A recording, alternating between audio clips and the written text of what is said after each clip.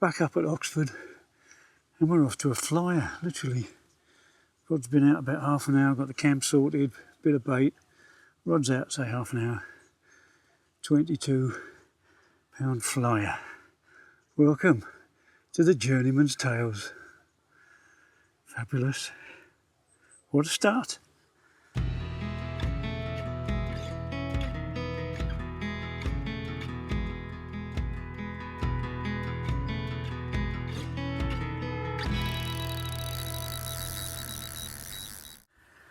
As I said, welcome to the Journeyman's Tales. I'm back up at Oxford and it's gone a bit crazy from the off really. Took a bit of time walking round, decided to fish in a swim I've fished before, mainly because there was bubbling going on. Now I've been led down that garden path by bubbling before and I think it's been tench, but the bubbling seemed to be quite intense and a little bit further out than the normal sort of bubbling I've seen that hasn't produced anything. So that was the kicker really, decided to do that. So I spombed out some hemp and corn and some mushed up boilies which I pre-softened and pimped up a bit. And incidentally they're new boilies, homemade from a recipe that was very, very kindly given to me. And yeah, it didn't take long really for it to produce a 22-pounder. But yeah, the baiting plan was to spom out the hemp and the corn and the mushed up bait, and then because it's within range I can catapult boilies over the top, much like I was doing really at the birch in the last video. So kind of spreading the boilies around a bit, and the waste sling was full of boilie that passed through that fish, so it's obviously been on the munch. The bubbling is still carrying on and off. Once I've returned that fish, I catapulted out a bit more bait. I didn't spom anything, but I catapulted a bit more bait out as I was doing that. The same rod that I'd only just returned went off again. Unfortunately, didn't make contact with anything, so maybe that was a liner. But yeah, that was on my usual wafter rig with a wafter on. Now most of the fish I had last trip were bottom baits with that little orange topper on, if you remember, and I'm fully expecting that to be the going thing today. So I've got two with the orange toppers on and one wafter, and it's the wafter that's attracting the fish at the moment. So I'm going to leave it probably through this evening and tonight, and then assess, and if we have to go 3 wafters, then 3 wafters we're going to go. But yeah, very, very pleased with the start, especially as it's a new bait. Can't go wrong, can you? But yeah, details will follow.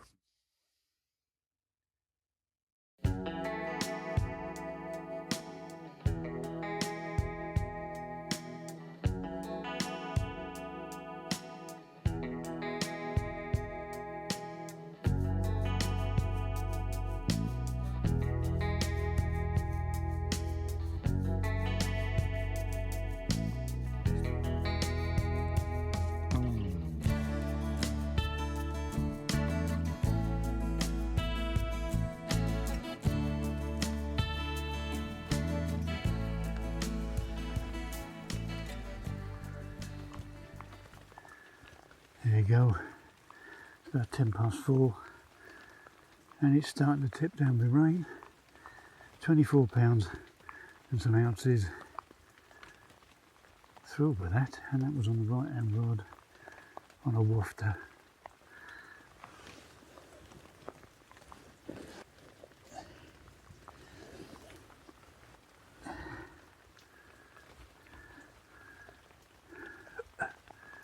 Superb. I better drop a bit more bait in actually. Wonderful.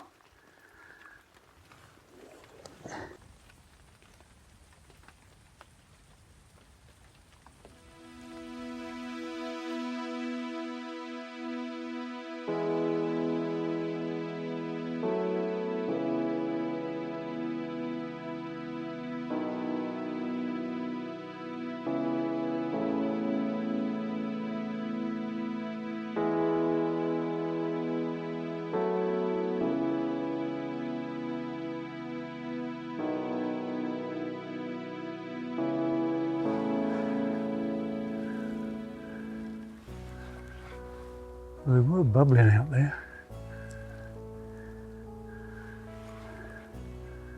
But it doesn't stop them taking you by surprise, does it?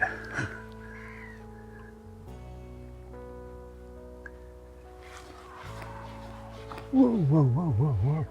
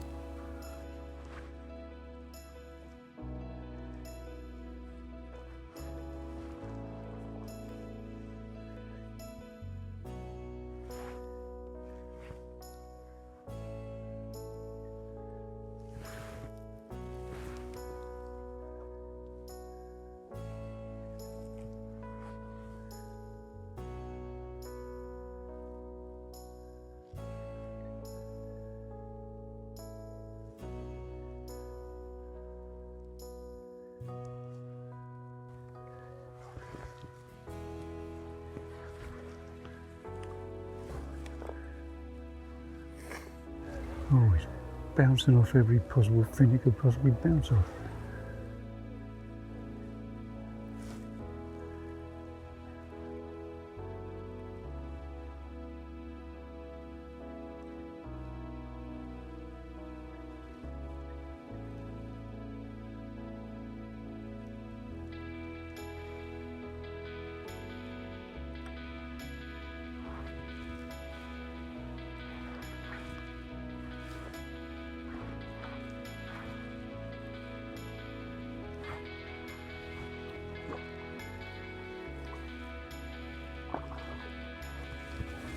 There you go.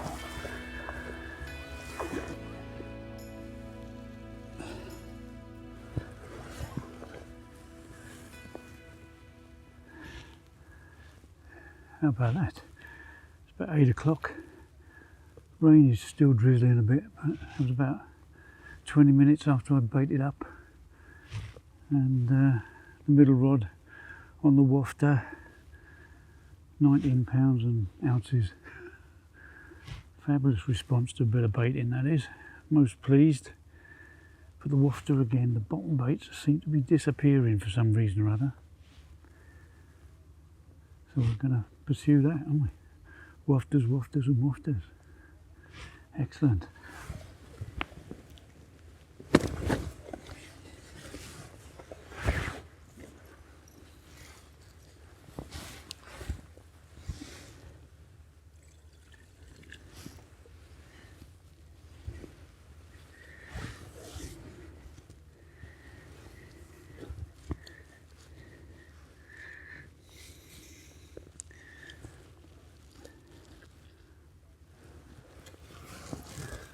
I was about to say it was a nice clean looking fish, but it looks like it's got a bit of a abscess under its mouth.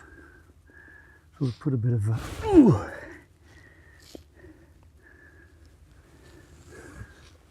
Okay.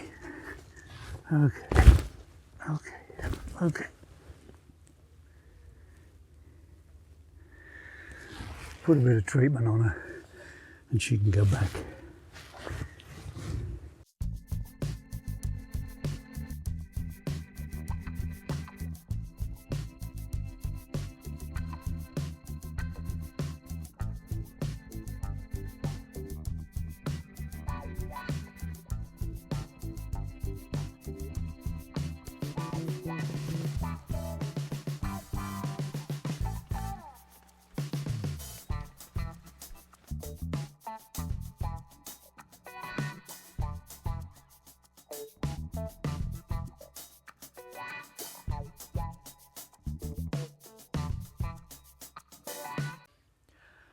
Finally, the rain has stopped and I managed to get out and start stretching the legs a bit. It's getting a bit claustrophobic in there, even with the window on, it has to be said.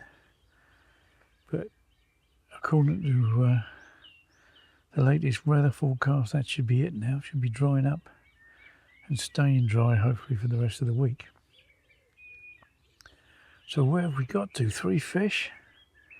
It's been a bit strange because, I don't know, it's only this year, possibly, I've noticed baits getting whittled away or completely nicked. The bottom baits I've been using on this trip have completely disappeared. The orange topper has been left behind for some. He obviously didn't like that. But I can only think it's Crays doing that. But a couple of the bottom gate baits are gone, leaving only the toppers. All the fish have come to the wafters. But then the middle rod, I changed this check this morning, and a wafter had gone. Up until then, they've been leaving the wafters alone. Now, whether that's because of the cork content in the wafter, I don't know. As far as I'm concerned, they can leave them alone completely. But what is bringing on the Crays, I'm not entirely sure. Possibly, and it is only a possible solution, that it might be the chop worms. When I was using them on Unity a couple of trips back, I think one of the bottom baits disappeared, and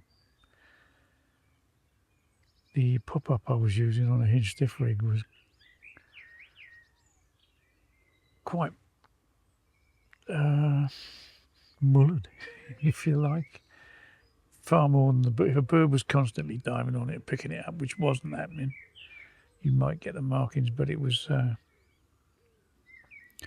quite severely attacked. So I got a feeling it's Crays, and the only thing that I've been doing of late, like presumably the rest of the world, is putting worms in the rig, and I'm sure that must be bringing in the Crays. So I'm not going to put any more worms out on this trip. I'm just going to feed largely hemp with a few peanut granules and a bit of corn. That can go out with a spom because I can't catapult that out. But then the boilies are all going out with the catapult, so I'm getting a lovely spread of bait out there. It's still bubbling out there. They've been bubbling out there for most of the morning. It's even more obvious now the wind has dried. Calmed down. The rain's dried up, and the wind's calmed down, and the bubbling's even more obvious. But historically, on this particular swim, the bubbling hasn't done me any good. But anyway, we've had 3 fish, so that's encouraging. Encouraging on a new bait. We had 3 or 4 minor liners and a couple of really big liners as well when I brought in the middle rod first thing this morning to check it. The right hand rod shot off, and quite viciously. But that was only a line, and lead. If they're not, the lead's not coming off, there's no way they're pulling from the hook end, you know. But yeah, I'm going to leave it a little bit longer. Oh, that's nice.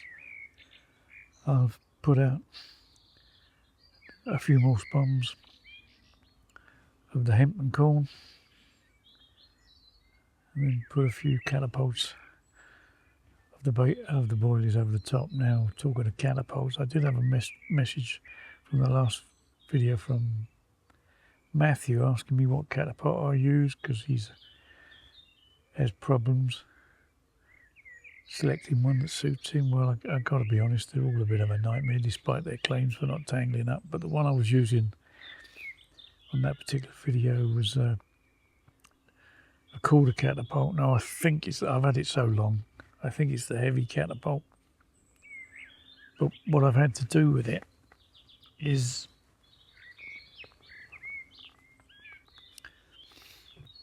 on the tab end there, I've actually super glued in a bit of stiff rig tubing and then pierced it on the other side of the tubing, put on a bit of paracord, which means my weak fingers and hands can actually grab hold of it a lot better. You can grab hold of the pouch and put them up, but if you're using pre-softened baits, all it does is crush them in the pouch. So I don't particularly like that. So that's what I've done, Matthew, and that seems to be working. It doesn't stop it twisting up. It still twists up here occasionally, but that is allowing me to get hold of it and put a bit of power behind it.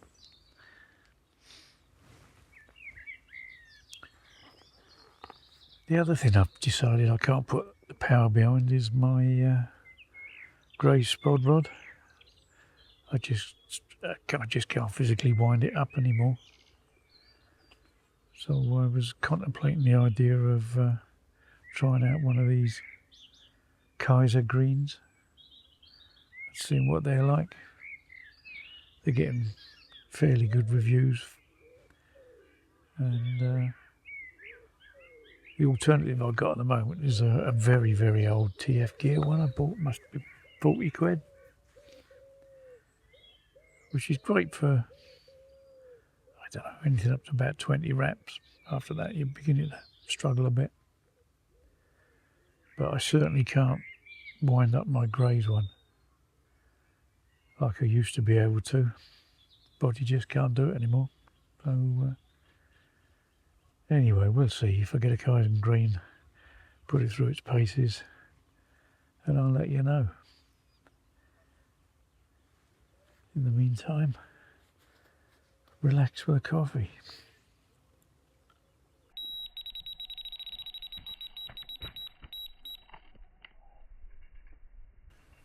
Well, that, believe it or not, was a liner.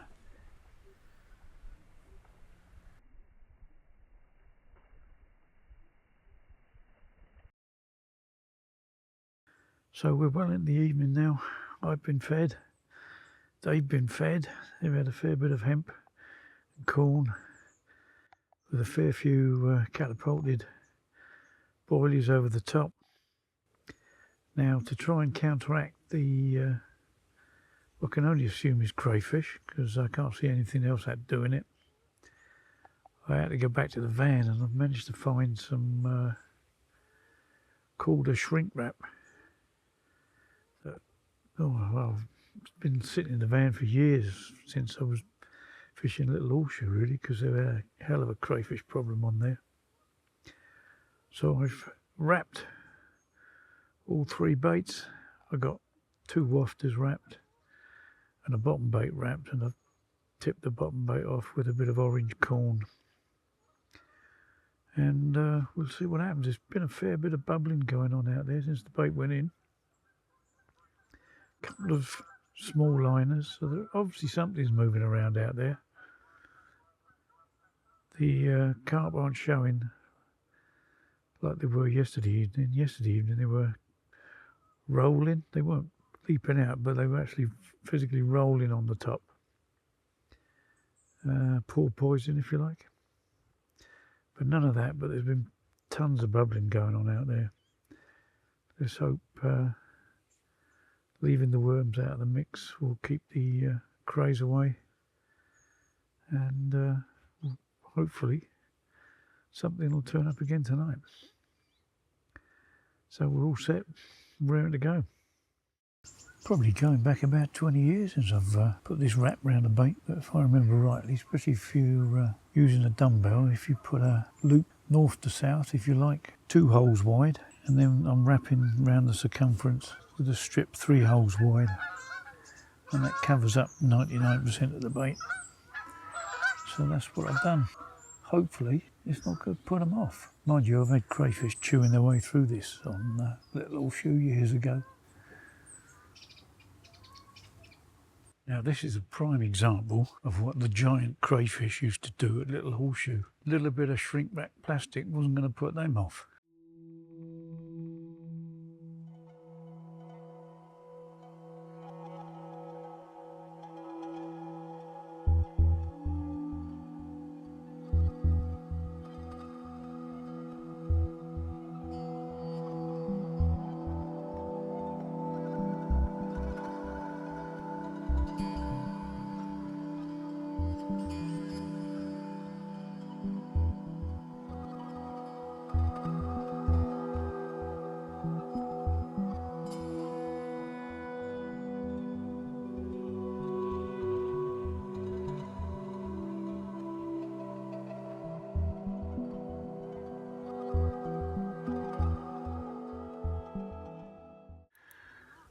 Well, that came out of the blue.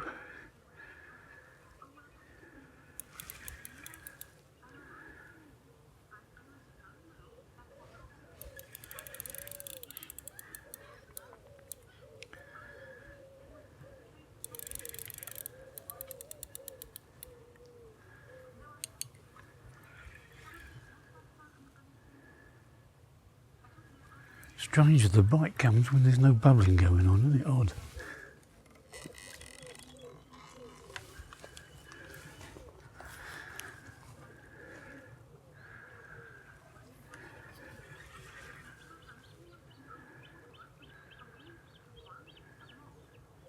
Oh, it's pinging off fins. It's horrid.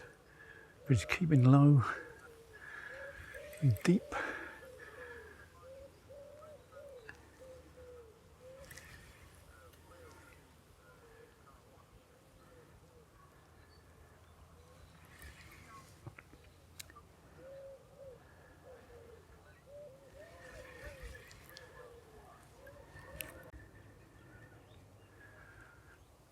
Oh, come on, come on, come on.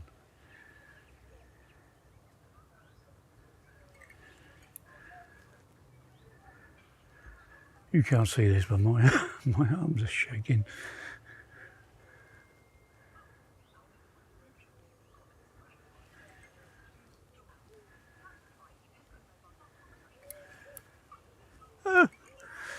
Oh dear me. Rolling all over the line.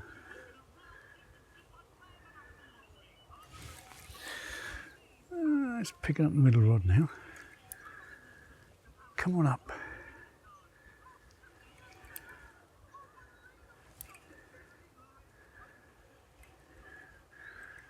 It's moving a bit of water.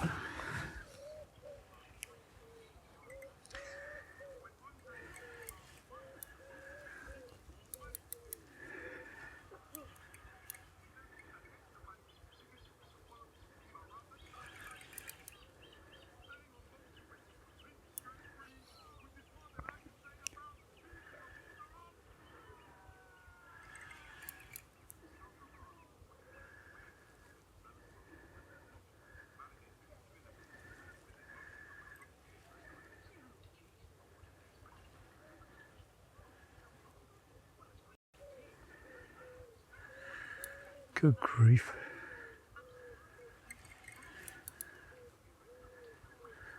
My arm's shaking so much now you probably can see it.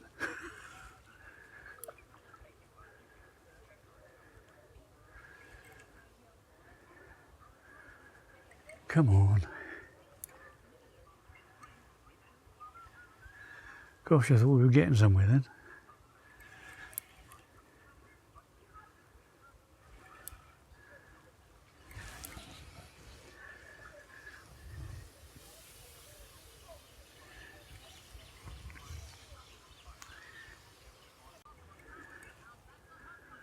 Well, one of us is getting tired.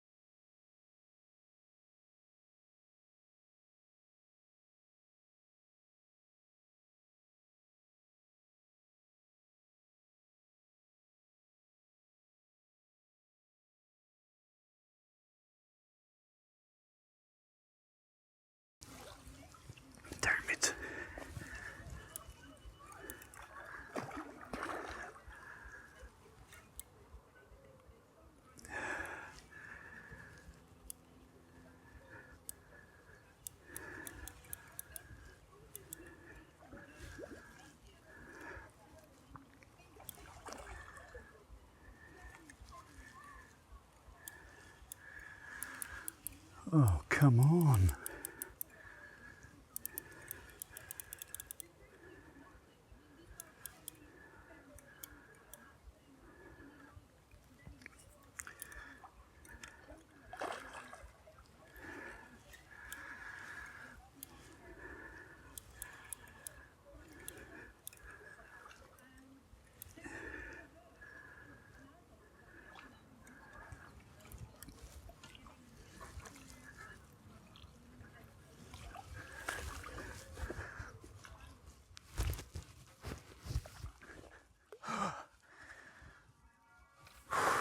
Dear, oh dear.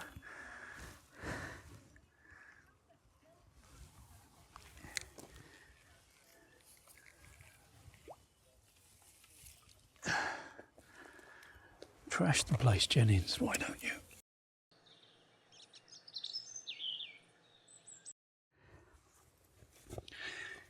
Right. I hope you're as tired as I am.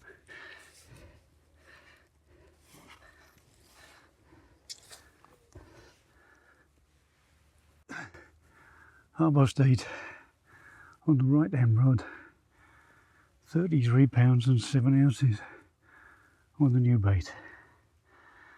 Thank you, Martin. What a cracker, eh? And she put up a real big fight. She's exhausted me. Wonderful.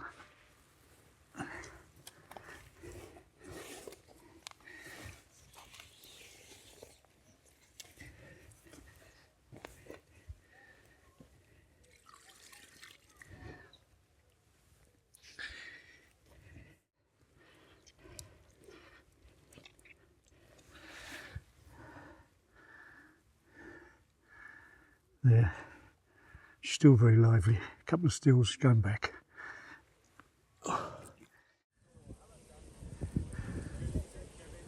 Going for the you can't see me, I can't see you business.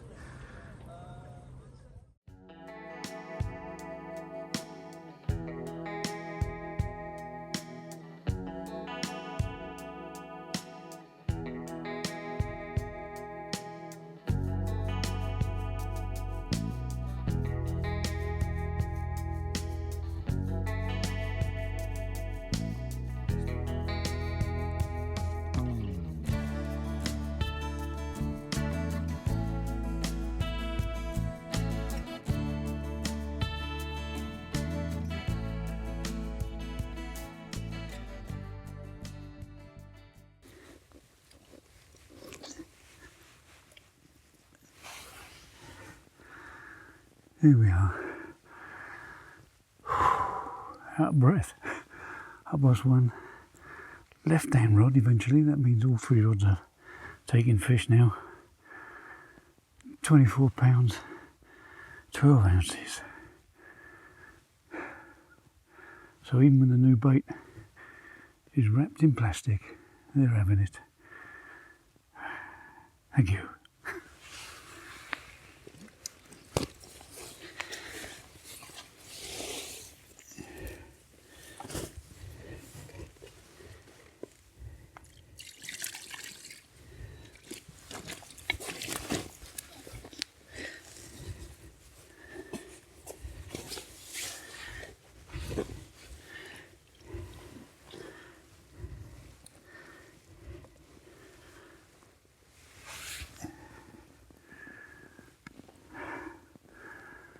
Excellent stuff.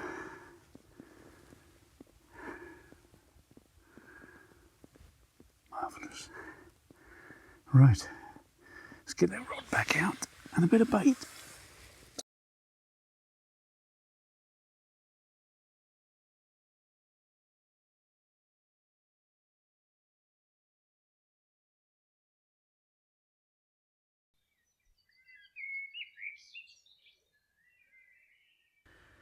Well, it's now coming up to mid-morning. Nice bright sunny morning, although the cloud is beginning to thicken up a bit. I did get up at first light and redid a couple of the rods, put a bit more bait out, and then went back to bed. I've been up most of the night, so I was quite tired actually after playing that fish, but I don't know, it was up as 1/4 2, something like that. Then I had a few more liners after that. But it's a real confidence, but I haven't done it for a while. I haven't had to put that shrink wrap on the baits, I don't know, I say since I fished Little Horseshoe, I don't know, 20 years ago maybe.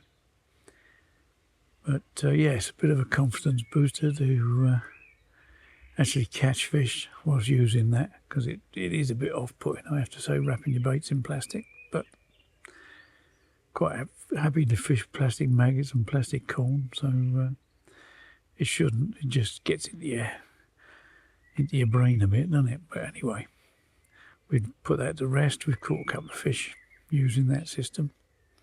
The only other thing that occurred to me in the night, because one of the beads had come off on the leader system, I'm using the Fox copper core heavy leaders that I reviewed a couple of videos back, and I mean, I'm using it as with a heli safe. I don't use leg clips. If you've been with me long enough, you know I'm a rotary rig man. Unless I'm told I can't, I've got to use something else. So, but I'm using it with a rotary rig, and I'm using the Korda lead core Chod system on it. Now, I think the Fox copper core leader is slightly thicker than the normal lead cores, so the tapered bead that goes on is quite tight. But more importantly, the split bead that goes over that, in my opinion, is a little bit too tight. I know the two systems aren't particularly made for each other, but I'm combining the two, so that split bead is a little bit tight for my liking, so I tend to open it up with a round needle file. So if you intend using it, I would highly recommend that you sit down one evening and just open up. If you haven't got to do many, I mean, I don't lose that many beads, but I'd rather it came off reasonably easily than be jammed on there. Obviously you don't want it coming off on the cast, but I'd rather it came off easily than be a struggle. So I just open them up a little bit. But yeah, I'm just gonna keep putting a couple of pouches of bait out throughout the day. When the wind's off the water, you can actually see a little bit of bubbling going on out there still. So hopefully there's something in the area. But that's the plan. If it all changes and something exciting happens, I'll get back to you. In the meantime, it's coffee time.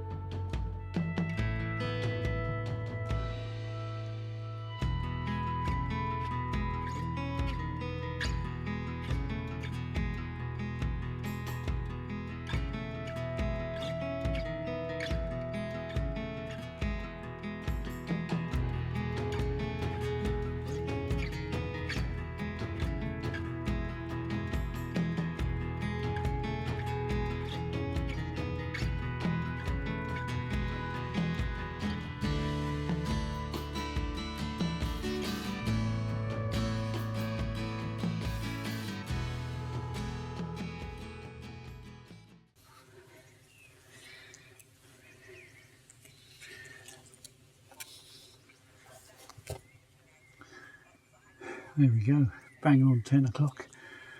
Off the middle rod went. Still very lively, 18.5 pound.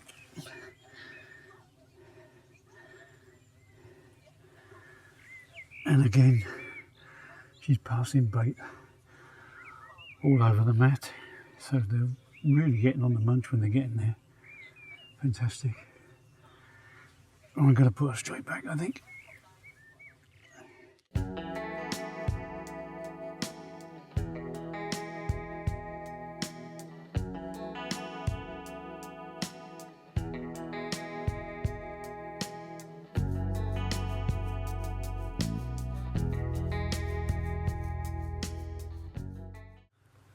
Unfortunately, the day is disappearing fast, and nothing more to show for it than that fish at 10 o'clock.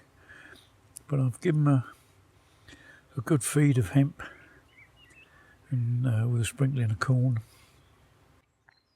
And I've been continuing with the little and often catapulting the boilies in. I did try the right hand rod with an unwrapped bait on for a couple of hours, and it disappeared, so we're all 3 rods again on tonight. All got wrapped baits.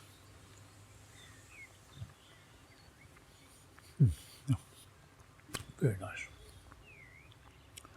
But fish have been eating it.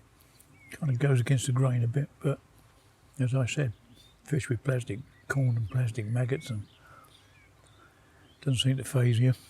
Just, I don't know, doesn't seem right, but it works. So hopefully something will turn up a bit later. They're still bubbling out there, not as mad as they were yesterday, but there is some quite intense bubbling at times. Whether that's carp or, I don't know, gigantic crayfish maybe, we'll see. I'll catch you later.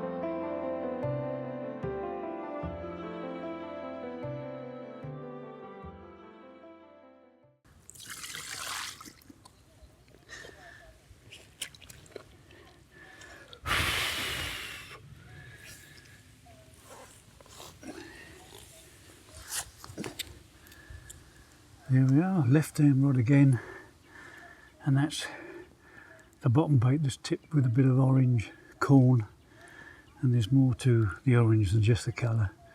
They seem to like it. 24, ooh there baby. 24 pounds, I don't know, a few ounces. Oh, a lovely colour, nice orangey fish. Perhaps it's the bait. I'll give you a quick flash.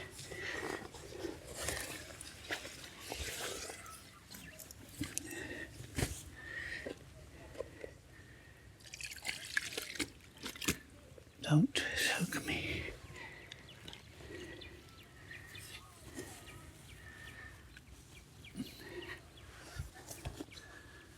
Lovely scaly thing, isn't she? Super. It'll take me into the night to treat, that will. If not another one. Right, back she goes. Get the rod sorted. Thank you very much.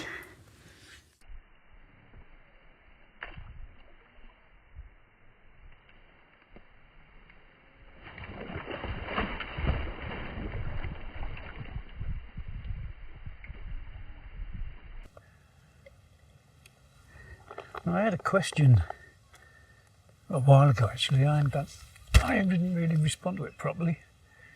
Why do I tend to deal with the fish, photograph the fish, and then get the rod back out, as opposed to getting the rod back out on the spot quickly in case there's another fish? Well, the answer to that is 90% of the time I'm fishing on my own, and especially in the summer months when the water's warmer and the fish get exhausted pretty quickly, I prefer to deal with the fish, get them back in, and then sort the rods out. I mean, the worst scenario is I'm dealing with the fish and the rod goes off again, or that was on the spot. Now, if one rod's out of the water, I've got 1 in 2 chance of getting a run while I'm doing it, which has hardly ever happened actually. Same with the nets really. I don't use 2 nets because I'm likely to get double takes. It does occur occasionally and it's come in handy. I've landed 2 carp in 1 net before now. The whole point of the second one is there's no pressure on me once I've landed the fish and I've unhooked it to get that net reassembled as quickly as possible in case another rod goes off. I haven't got to get in that panic. I know there's another landing net there waiting should something happen. So it's all about my personal confidence in dealing with the fish. They're the priority. I'm worrying about getting back on the spot at some other time when it's all sorted and I've calmed down. If I miss fish out of it, so be it, I miss fish out of it, but that's the way I prefer to do it.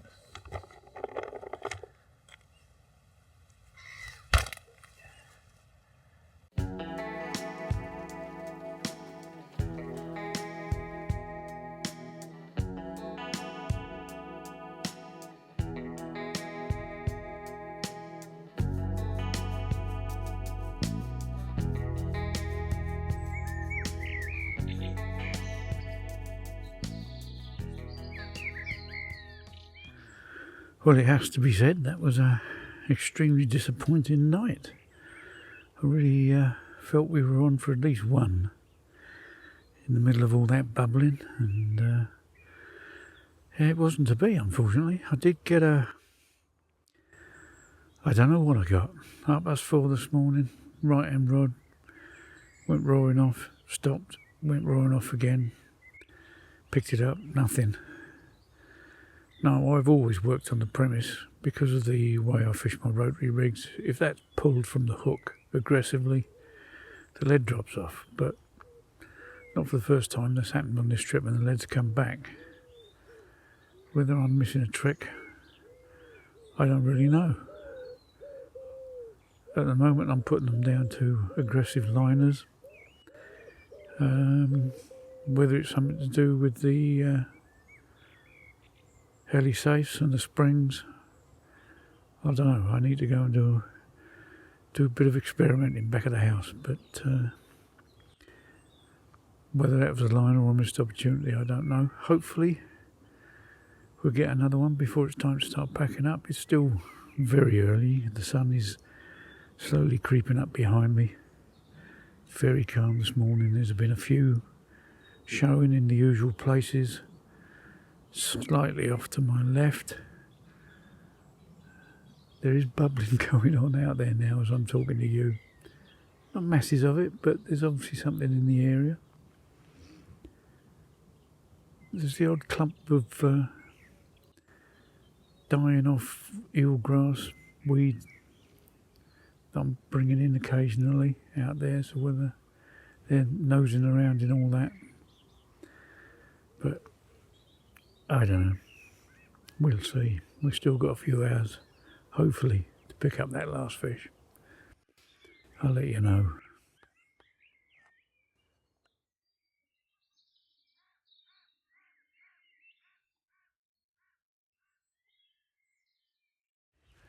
Well, that's me more or less finished. I'm starting the slow pack down, which is always a chore, isn't it? But there we are, it's done. Now I'm going to be out of action for a couple of weeks now as I'm throwing myself in the mercies of the NHS as I start scans and cameras and oncologists again. But there's a couple of really exciting trips coming up towards the end of the year, and I look forward to seeing you then. Thanks for your company on this Journeyman's Tales, and I'll catch you all again soon. Cheers for now.